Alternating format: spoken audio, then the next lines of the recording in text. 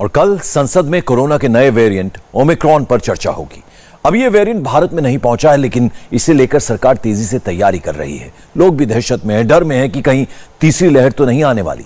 भारत में विदेश, खासकर अफ्रीका से आए बहुत से लोग हैं जिनका सैंपल लेकर जांच की जा रही है। लोग पूछ रहे हैं कि अगर ओमिक्रॉन भारत आता है तो क्या पहले जैसी दिक्कत होगी?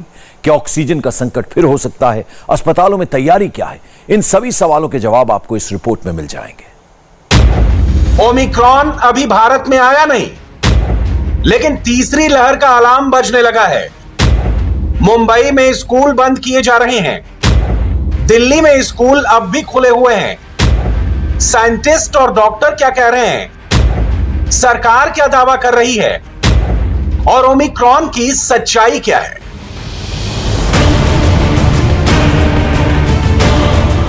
इन सभी सवालों का जवाब जानना बहुत जरूरी है, क्योंकि इस वक्त ओमिक्रॉन को लेकर कंफ्यूजन बहुत ज्यादा है।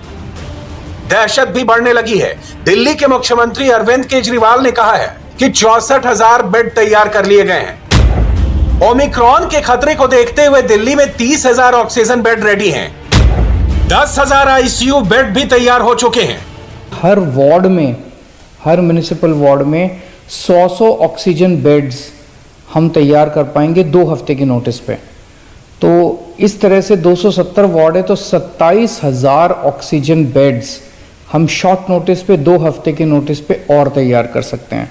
तो ये सारे बेड्स मिला के हुए 63,800 बेड्स हम लोग इसके लिए तैयार हैं या तैयारियां चल रही हैं। 63,000 लगभग 64-65,000 बेड्स की हमारी तैयारी है। ओमिक्रॉन को लेकर इस वक्त बहुत बड़ा सवाल यह है कि क्या इतनी बड़ी तैयारी लहर के लिए हो रही है? क्या ओमिक्रॉन ही तीसरी लहर लाने वाला वेरिएंट बनने जा रहा है? 32 किस्म की मेडिसिन्स हैं जो कि हमने एक कमेटी बनाई थी। 32 किस्म की मेडिसिन्स हैं जिसको अलग अलग तरीके से कोरोना के दौरान इस्तेमाल किया जाता है। उन सारी मेडिसिन्स का 2 महीने का बफर स्टॉक ऑर्डर किया जा रहा है ताकि किसी भी तरह से दवाइयों की कमी ना पड़ सके। जब अगर कोरोना की तीसरी वेव या ओमिक्रॉन वेरिएंट आता है तो होम आइसोलेशन के लिए भी हम लोग तैयार हैं। दिल्ली और मुंबई जैसे कई बड़े शहर कोरोना के एपिसेंटर बने। इसके अलावा अस्पतालों में बेड्स की कमी पड़ गई और साथ ही ऑक्सीजन की भी भारी किल्लत हुई। देश में फिर से ऑक्सीजन कॉरिडोर न बनाने पड़े, अस्पतालों में बेड मिले, इलाज मिले और फिर से वैसे हालात न पैदा हो जिससे देश इस साल गुजरा था। ओमिक्रॉन वेरिएंट अभी दूर है, लेकिन भारत में इसके आने का खतरा बना हुआ है, क्योंकि कोरोना का ये नया वेरिएंट पहले ही कई देशों में पहुंच चुका है।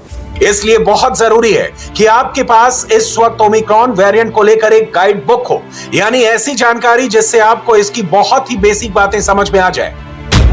जैसे ओमिक्रॉन वेरिएंट के लक्षण क्या हैं, ओमिक्रॉन के लिए कौन सा टेस्ट जरूरी है, ओमिक्रॉन से संक्रमित मरीज के लिए ट्रीटमेंट क्या है।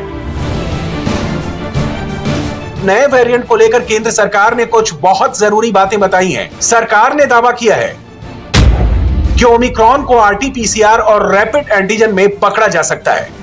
ओमिक्रॉन वेरिएंट अभी दुनिया के 14 कंट्री में पाया गया है और यहाँ उसका अभ्यास हो रहा है। इंडिया में अभी उसका कोई केस रिपोर्ट नहीं हुआ है, लेकिन दुनिया में जिस तरह से इस वायरस के संदर्भ में हमें सूचना मिली, उसको देखते हुए एक एडवाइजरी भी डिक्लेयर की गई है। पोर्ट पर हमने भी देखरेख रखना शुरू कर दिया है। कोई भी ऐसे संदिग्ध केस है तो उसको तुरंत ही चेक करके उसको जीनोमिक सीक्वेंसेस भी करा रहे हैं। सरकार का दावा है कि दक्षिण अफ्रीका से निकले इस वेरिएंट का भारत में अभी कोई केस नहीं मिला है, लेकिन पूरी एहतियात बरतते हुए सरकार ने इसके खिलाफ पहली ढाल खड़ी करनी शुरू कर दी है। कोरोना के इस नए वेरिएंट के खिलाफ 6 पॉइंट एजेंडा कुछ ऐसा है। केंद्र सरकार ने राज्यों से टेस्टिंग बढ़ाने के लिए कहा है, मरीज मिलने पर सर्विलांस करने और कंटेनमेंट जोन तैयार करने और हॉटस्पॉट की निगरानी के लिए कहा गया है। हेल्थ इंफ्रास्ट्रक्चर को बढ़ाने के साथ वैक्सीनेशन की कवरेज में इजाफा करने के लिए कहा गया है। देश के सभी राज्यों के साथ केंद्रीय स्वास्थ्य सचिव ने ओमिक्रॉन को लेकर एक मीटिंग की है, जिसमें सबसे ज्यादा जोर टेस्टिंग पर दिया गया है। बिहार सरकार ने अधिकारियों को विदेश से राज्य में आने वाले लोगों पर कड़ी नजर रखने और किसी में भी लक्षण दिखने पर तुरंत नमूने की जांच करने के निर्देश दिए हैं।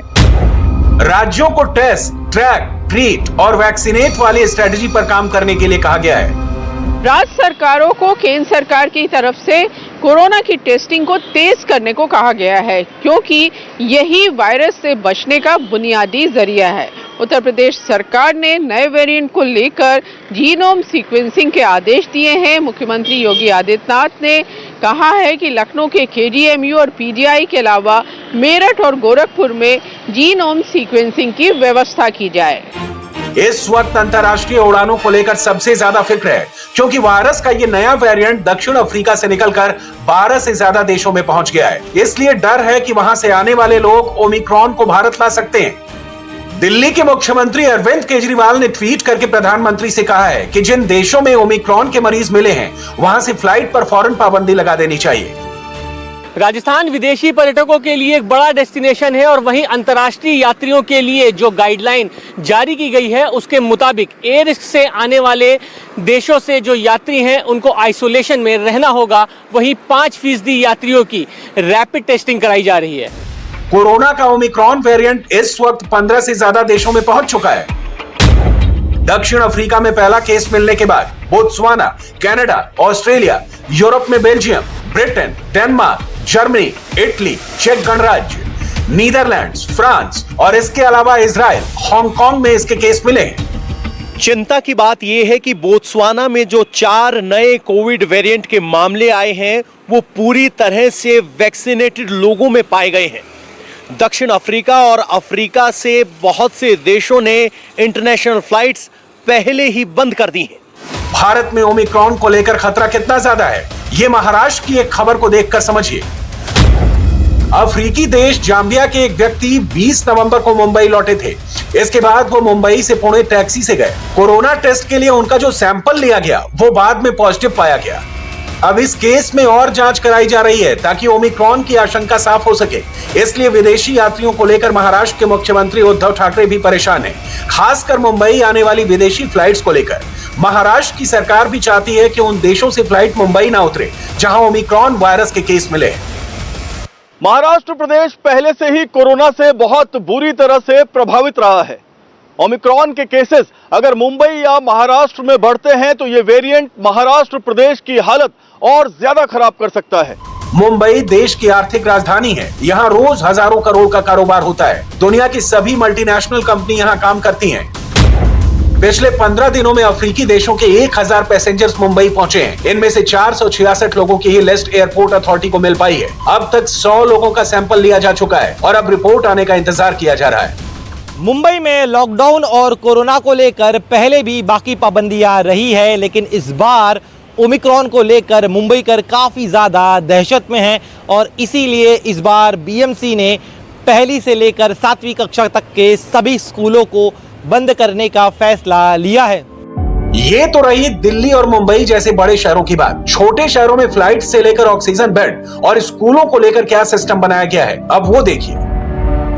भोपाल में 16 नए पॉजिटिव केस आने के बाद मध्य प्रदेश में थोड़ा सा पैनिक बना हुआ है। ये सभी केस अलग अलग इलाकों में हैं। सभी को आइसोलेट करके परिवारों की जांच कराई जा रही है ताकि कॉन्टैक्ट ट्रेसिंग की जा सके। कोरोना वायरस के नए वेरिएंट ओमिक्रॉन के दहशत पूरे मध्य प्रदेश में देखी जा रही है। दक्षिण अफ्रीकी देश बोत्सवाना से 18 नवंबर को जो बहला आई दिल्ली से भोपाल, उसके चलते भोपाल से लेकर दिल्ली तक हड़कंप मचा हुआ था। बात करने के लिए हमारे साथ हैं स्वास्थ्य मंत्री डॉक्टर प्रभुराम चौधरी जी। सर, एक तो नया वेरिएंट, उसके ऊपर से दक्षिण अफ्रीकी देश से ही आई थी, 18 तारीख से अब तक ट्रेस नहीं हो पा रहा था, अब क्या कंडीशन है? अभी मेरी जबलपुर में वहाँ अधिकारियों से बात हुई है। महिला वहाँ मिलिट्री कैंप में है और क्वारंटाइन है और वो फुली वैक्सीनेटेड है और टेस्ट भी नेगेटिव आए। दक्षिण अफ्रीका के डॉक्टरों और वैज्ञानिकों की तरफ से जो रिपोर्ट मिल रही है उसमें ओमिक्रॉन को लेकर कुछ जरूरी जानकारी है जिसे आपको जरूर देखना चाहिए। दक्षिण अफ्रीका में अभी इसे लेकर मामूली लक्षण मिले हैं। अस्पताल में भर्ती होने की नौबत कम आई है। मरीजों को ऑक्सीजन या आईसीयू जैसी इमरजेंसी की जरूरत नहीं पड़ी है। ओमिक्रॉन के लक्षणों में मरीज थकान और शरीर में दर्द की शिकायत कर रहे हैं। हालांकि तेज बुखार या जुकाम के लक्षण अभी तक नहीं मिले हैं, लेकिन पुख्ता तौर पर अभी ये कह पाना मुश्किल है कि ये डेल्टा वेरिएंट से ज्यादा खतरनाक है या नहीं। अगले 2 हफ्ते हर लिहाज से बेहद महत्वपूर्ण रहने वाले हैं।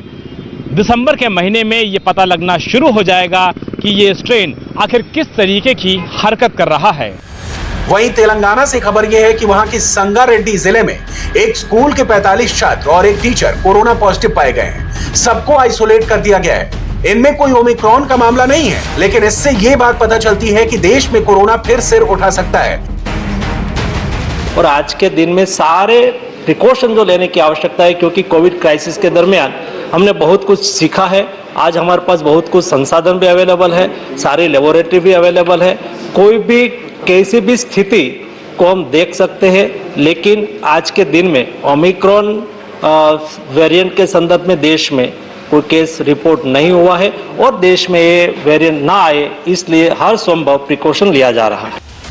एहतियात बड़े लेवल पर बरती जा रही है। उत्तराखंड में विदेश से आए 14 लोगों को 14 दिन के होम आइसोलेशन में रखा गया है। इनमें से 6 लोग दक्षिण अफ्रीका से आए। इस वक्त बड़ा जोर वायरस के जीनोम सीक्वेंसिंग को लेकर है। सरकार ज्यादा से ज्यादा केस में जीनोम सीक्वेंसिंग करा रही है ताकि वायरस को लेकर ज्यादा जानकारी मिल सके। ओमिक्रॉन को लेकर अमेरिका ने कड़े कदम उठाए हैं। दुनिया में कोरोना के सबसे बड़े एपिसेंटर रहे अमेरिका ने अब 16 और 17 साल के बच्चों के लिए कोरोना बूस्टर डोज की तैयारी कर ली है।